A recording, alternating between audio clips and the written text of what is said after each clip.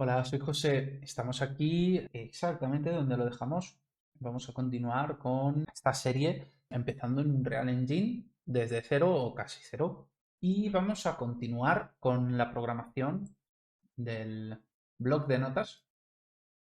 En vídeos anteriores hablamos de cómo abrir un proyecto nuevo, de los directorios del proyecto mientras se compilaban los shaders. Después hablamos también de las mecánicas del editor. Hablamos también de la iluminación básica o las características que debe tener un nivel para empezar a trabajar con él de forma adecuada. Y también hablamos de los niveles, de los tipos, que es mundo abierto o instanciado, de las directrices recomendadas a la hora de trabajar con cada uno de ellos y de las recomendaciones dependiendo de las necesidades del desarrollo. También vimos ya por último los ajustes de mundo, hicimos una introducción a lo que es el modo de juego. Vamos a hablar hoy de la base de Unreal Engine, de aquello que hace que sea un motor de juegos diferente al resto, que son los blueprints. Voy a intentar explicar esto lo mejor que sé y de la mejor manera para hacerme entender. Vamos a hablar de lo que son los blueprints. Unreal Engine se basa en C++, que es, esto lo hemos hablado en otros vídeos, es el lenguaje que es uno de los lenguajes más utilizados en ordenadores a nivel incluso de ingeniería básica de lo que es la computación. C++ funciona de una manera concreta, tiene unas características que lo hacen ser lo que es, lo hacen especial. Lo más destacable de este lenguaje de programación es la característica de jerarquías y de herencias que tiene. Funciona con objetos y con clases, además de otras cosas como variables, getters, setters, etc. Vamos a hablar de lo que son las clases y la jerarquía o el heredar. Para manejar la cantidad de datos propias, en este caso de un juego, o propias de una aplicación de escritorio o una aplicación de consola, C++ utiliza código binario, pero ese código binario es limitado. No voy a meterme en lo que es el código binario. Básicamente es una manera de almacenar y transmitir información con unos y ceros y con combinaciones en su cantidad y en su orden que puede diferenciar o puede transmitir esos elementos. Entonces, el código binario, al ser unos y ceros, ocupa un sitio físico y por tanto es limitado. Además, dependiendo de la extensión de ese código binario, es posible que uno se quede sin códigos, por así decir, para representar más datos. Por tanto, C++ se organiza con jerarquías, se organiza refiriéndose a objetos, de manera que puede utilizar el mismo código binario para cosas diferentes si especifica a qué está haciendo referencia. Así por encima es un poco, disculpad si no me he expresado bien, he intentado explicarlo más o menos como yo lo sé, con las mejores palabras que he encontrado, pero básicamente quiero llegar a la conclusión de que las clases son diferencias entre funcionalidades de un script, de un código. Los blueprints son códigos de C++ que están instanciados, es decir, yo hago una copia de un código de C++ cuando yo creo un blueprint, y además están preparados para el usuario no programador, es decir, para el usuario que no conoce la semántica de C++ y que no tiene instalado Visual Studio, que es un requisito, o Visual Studio o cualquier otro compilador de código para escribir código, es decir, da la posibilidad al blueprint de elaborar funcionalidades de C++ sin saber C++. Es como un traductor, es como un Google Translate. En C++ hacer las cosas es más rápido y más eficiente, o sea, no más rápido, perdón, es más eficiente, es más lento que los blueprints. Es más eficiente mmm, y, y hacerlo en blueprints es menos eficiente, pero es más sencillo, es más rápido, ¿no? Es como si nos tradujera un traductor del inglés al español. Y yo aprendo a hablar inglés, voy a ser más eficiente, pero aprender a hablar inglés me va a costar más. Los blueprints al final son extensiones de clases de C++ que pueden ser manejadas de una forma visual, con nódulos y no con código. Ahora, hay que darse cuenta de que trabajar con blueprints va a resultar en juegos menos eficientes. Eso es así, porque vamos a manejar datos y las compilaciones no van a ser tan eficientes como lo serían escribiendo el código directamente en C++, ya que al escribir el código uno escribe directamente lo que necesita. En C++, sin embargo, hacer un juego cuesta muchísimo más, pero el juego es más eficiente. De hecho, Unreal Engine en sus directrices dice que los juegos multijugador que se suban a Unreal Engine, o sea, a Epic Games, perdón, deben estar hechos en C++. Pero para juegos pequeños, para juegos indie, de pocos desarrolladores, para juegos de personas que a lo mejor tienen simplemente una curiosidad y quieren empezar a aprender, los blueprints van muy bien. Con blueprints se pueden hacer experiencias muy buenas, juegos muy buenos y modestos. Es un poco eso, ¿no? Con los blueprints y con los nodos tenemos, digamos, una capacidad sobre todo de prototipear. Imaginemos que yo sé usar C++, si supiera, probablemente el prototipo o la demo la haría solo con blueprints, porque es, digamos, la manera más eficiente de tener un producto rápido y funcional con el que se pueden ver las características básicas que uno va a querer al fin, ¿no? Y se puede usar, se puede usar. Lo que pasa es que si es un juego grande, sí que es más eficiente ese C++. Con esto dicho, vamos a ver, ya hemos hablado de qué es un blueprint. Un blueprint es una extensión, una instancia de una clase de C++ y hereda. Hereda quiere decir que siempre tiene una clase padre y esa clase padre define unas funciones generales de ese blueprint. Además, en ese blueprint en concreto yo puedo establecer las funcionalidades que yo quiera y de ese blueprint que yo he creado puedo hacer hijos nuevos que heredarán de este. Así contado es lío, así que vamos a ver un poco de forma gráfica qué opciones tenemos. Voy a crear una carpeta que se llame Blueprints y le voy a poner un color azul oscuro. Lo siento, es obvio, pero así es como blue, ¿verdad? Pues blue.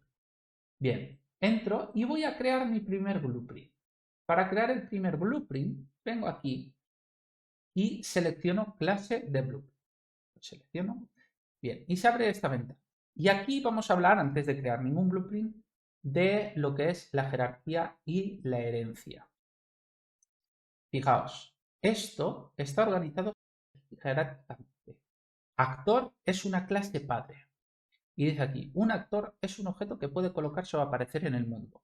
Un actor puede ser una puerta, algo que tenga funcionalidad, algo que no tenga funcionalidad. Un actor puede ser algo invisible que simplemente me indica cuando el jugador lo pisa o pasa por al lado, etc. Un actor, sin embargo, es una clase padre que tiene unas funcionalidades generales, pero hay ciertas funcionalidades que no tiene. Por ejemplo, no tiene la capacidad de ser controlado. Con un controlador no tiene la capacidad de ser, digamos, poseído por un jugador. Esa terminología la iremos viendo. Pero actor tiene una clase hijo, que es pawn, que es peón, que sí puede ser controlado, sí puede ser poseído, y que a su vez es padre de carácter. Los que heredan tienen las características de sus padres, pero sus padres no tienen las características de sus hijos. Ahora mismo estamos viendo un objeto que llega a heredar a ser un carácter de un videojuego. Un carácter es un blueprint muy complejo, con un componente de movimiento, entre otras cosas, generalmente también con un componente de malla esquelética, en el que hay una malla esquelética que se puede mover y que tiene unas animaciones, y es exactamente el blueprint que utilizamos cuando le damos a play a la plantilla de tercera persona Unreal Engine. El personaje está utilizando un blueprint de carácter. Dice aquí, carácter, un personaje es un tipo de peón con la capacidad de caminar. O sea, el peón no puede caminar, pero el peón sí que puede ser poseído y normalmente el peón se utiliza para el modo espectador, para que nos entendamos. El peón puede volar, pero no puede caminar. Hay cosas que no tiene. Hay cosas que no sabe hacer porque las sabe hacer su hijo, pero no él, porque no las hereda, porque no lo hereda de actor. El carácter sí tiene esa capacidad. Entonces, dentro de esta jerarquía, nosotros lo primero que vamos a crear va a ser un actor. Y ahora en la nomenclatura es BP de blueprint barra baja y el nombre que queramos. Yo le voy a dar un nombre, le voy a decir trigger. Con este actor haremos más adelante un trigger que active ciertas cosas cuando pasemos por encima, que es un elemento muy útil y que se suele hacer al principio de muchos desarrollos de videojuegos. Y a este actor lo vamos a abrir, le vamos a dar doble clic y vamos a ver qué cosas tiene esta clase, qué cosas tiene este actor. Aquí arriba tenemos dos botones que son importantes.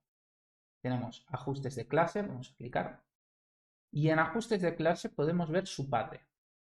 El actor, el BP Trigger, hereda directamente de la clase actor. Esto es algo que a veces vamos a querer mirar y que podemos cambiar de padre. No recomiendo cambiar, recomiendo que pensemos antes para qué vamos a usar el script o el blueprint.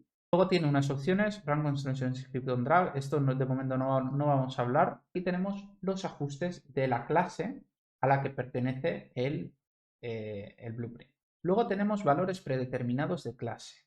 Este es otro botón importante que tenemos que saber dónde está. Y aquí tenemos muchas características que podemos predefinir y también algunos eventos. Estas características yo recomiendo de momento no tocarlas, pero sí que quiero ver algunas.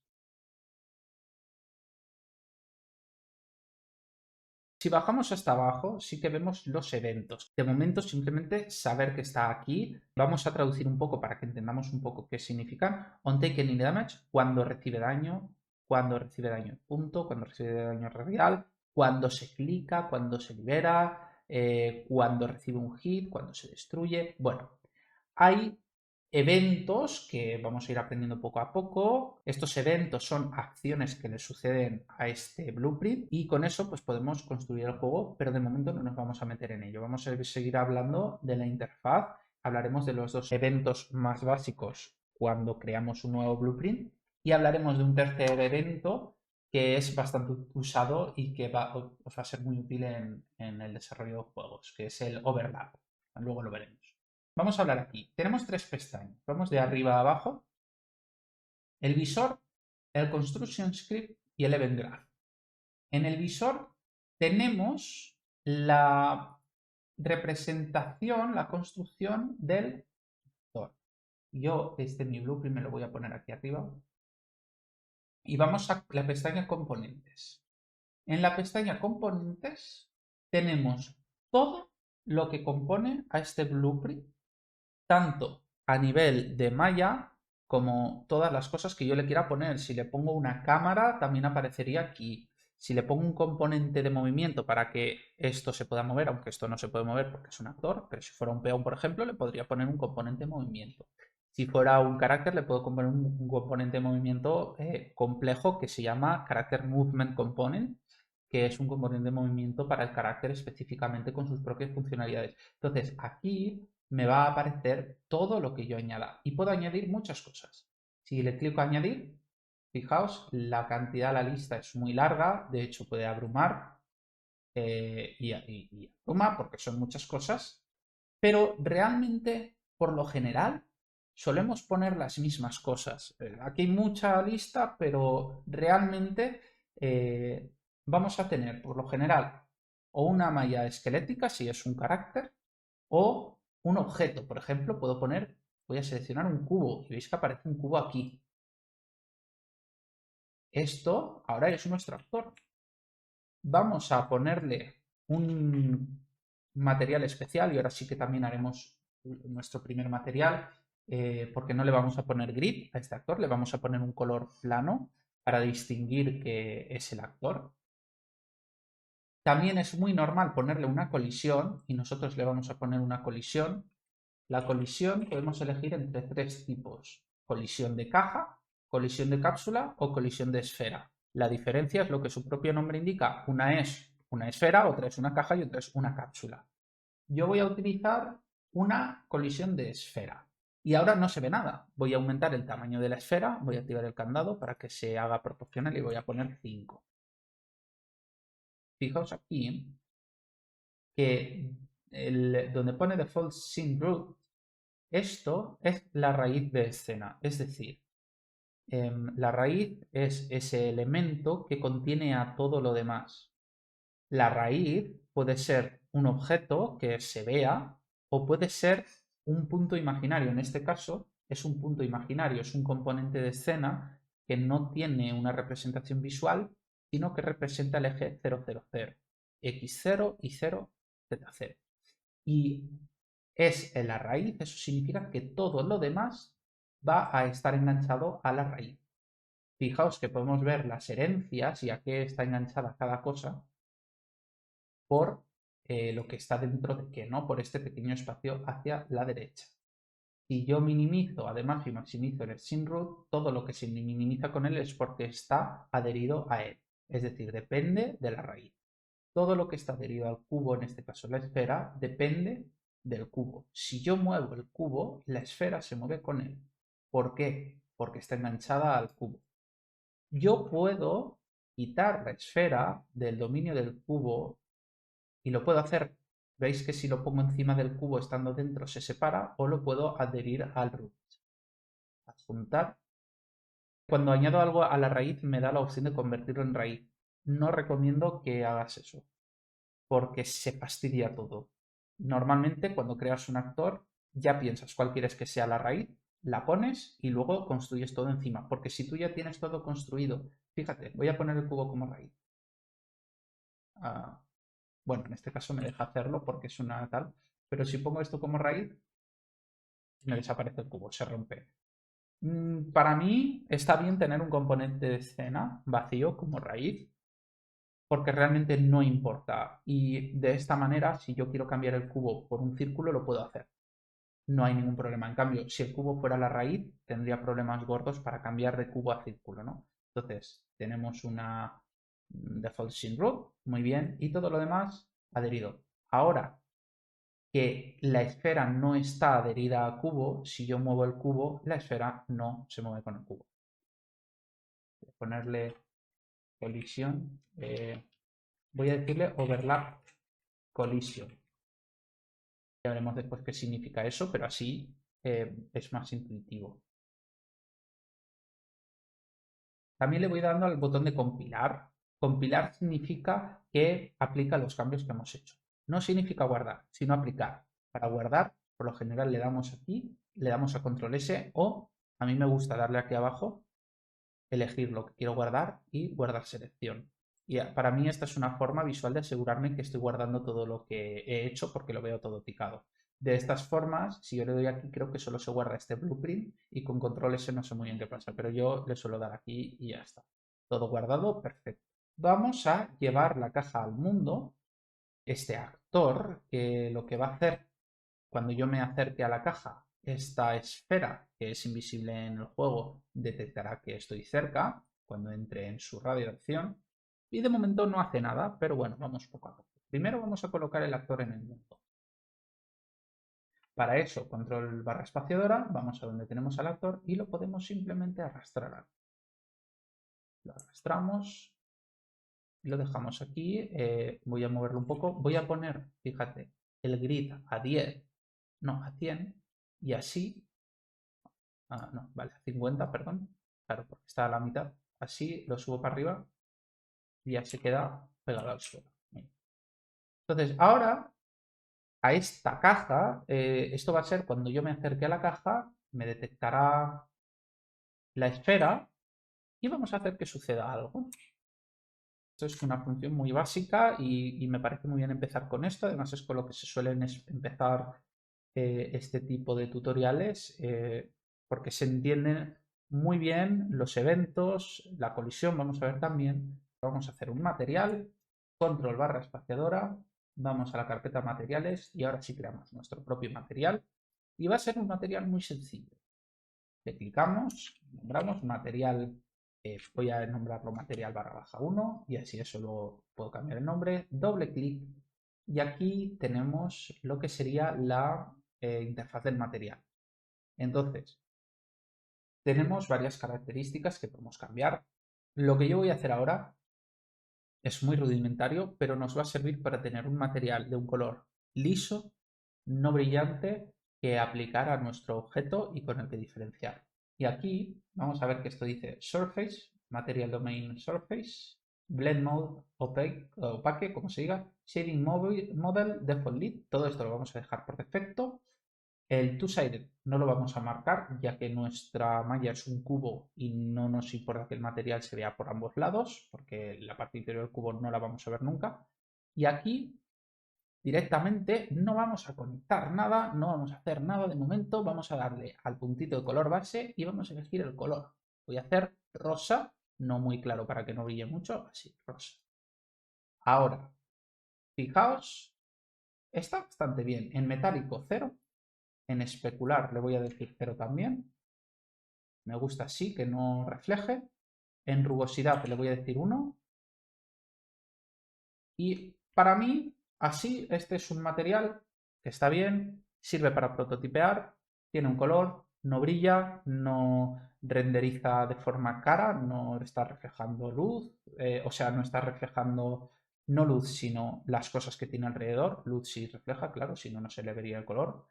Y bueno, está muy bien. Lo guardo, aplico, aplicar, guardar. Ahora lo puedo cerrar y lo voy a aplicar a la caja. Aquí voy a aprovechar para explicar algo básico de los blueprints y de sus instancias. Cuando yo arrastro un blueprint como he hecho al escenario, voy a arrastrar 2. ¿Esto qué onda? A ver, ahora. Vale. Cuando yo arrastro un blueprint, en realidad lo que se coloca en el editor no es este blueprint, sino una instancia del blueprint. Y una instancia no es exactamente un hijo. Antes hemos hablado de heredar y de jerarquía. Y hemos visto que una clase, un padre, puede tener hijos que heredan sus características. Pero en este caso, las instancias son copias, no hijos, sino copias de un blueprint en los que podemos manipular sus características sin afectar al blueprint original. Es decir, una vez yo tengo aquí cajas, yo puedo cambiar el tamaño de esta caja, por ejemplo.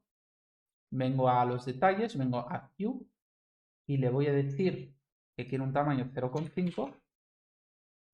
Ahora esta caja es más pequeña, la cápsula también se hace más pequeña porque está dominada por Q. Si no lo estuviera no se habría hecho más pequeña, se habría mantenido de la misma manera. De hecho, vamos a quitarle la... Así, control Z. Vamos a quitarle... Vale, vamos a separarlo. Ahora voy a cambiar el tamaño del cubo y solo cambiar el tamaño del cubo. Incluso puedo moverlo dentro, pero lo voy a dejar así de momento flotando en el aire. Bueno, lo voy a poner, decirle un snap de 10 y lo voy a poner en el suelo. Ah, claro, porque ahora no estoy moviendo el cubo, sino quiero mover solo el cubo. ¿Vale? Pero así se ve un poco pues cómo funciona. No está pegado, pero así está bien. Cómo funciona. También yo puedo cambiar el color de uno de los cubos.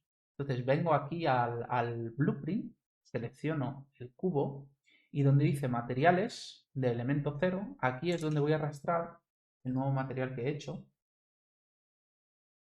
Y fíjate que únicamente cambia el color del cubo que yo he manipulado en el editor. No cambia el de la otra instancia de cubo, que se llama trigger 2, y tampoco cambia el de la instancia del original.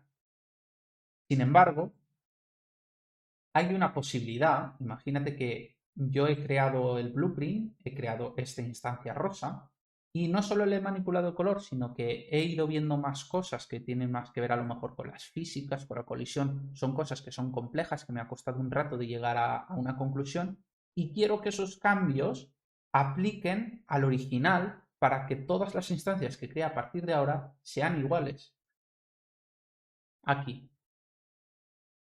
en la barra de detalles del blueprint, aquí, aplicar cambios de la instancia, de esta instancia, al blueprint, al original. O también tengo la opción restablecer los cambios en la instancia, los valores predeterminados del blueprint, en caso en que tenga una instancia que he mareado mucho y pues quiera que vuelva a tener los valores del blueprint por defecto.